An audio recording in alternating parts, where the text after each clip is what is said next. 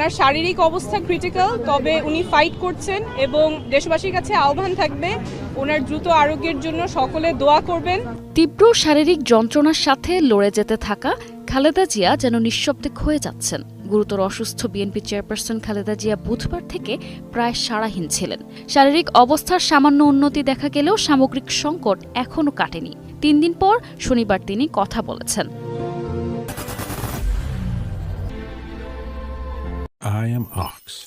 রাজধানীর এভারকেয়ার হাসপাতালের চিকিৎসক এবং খালেদা জিয়ার পরিবার ঘনিষ্ঠ একটি সূত্র জানিয়েছে, সকালের দিকে সিসিইউতে খালেদা জিয়ার শয্যা পাশে থাকা ছোট ছেলে প্রয়াত আরাফাত রহমান কোকোর স্ত্রী শামিলা রহমানের সঙ্গে তিনি সামান্য কথা বলেন।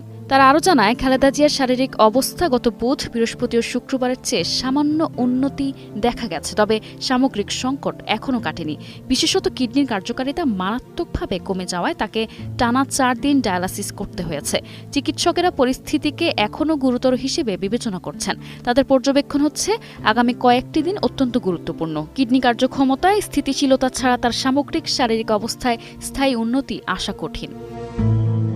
এই পরিস্থিতিতে খালেদা জিয়ার চিকিৎসায় যুক্ত দেশের বিশেষজ্ঞ চিকিৎসক, আমেরিকার জনস হপকিন্স হাসপাতালের চিকিৎসক এবং লন্ডন ক্লিনিকের বিশেষজ্ঞ চিকিৎসকদের সমন্বয়ে গঠিত মেডিকেল বোর্ড তার উন্নত চিকিৎসার জন্য আবার বিদেশে নেয়ার নীতিগত সিদ্ধান্ত নিয়েছে। তবে এক্ষেত্রে তার শারীরিক অবস্থা বিমানযাত্রার ধকল সামলানোর জন্য কতটা সক্ষম তার উপর নির্ভর করে চূড়ান্ত সিদ্ধান্ত নেওয়া হবে।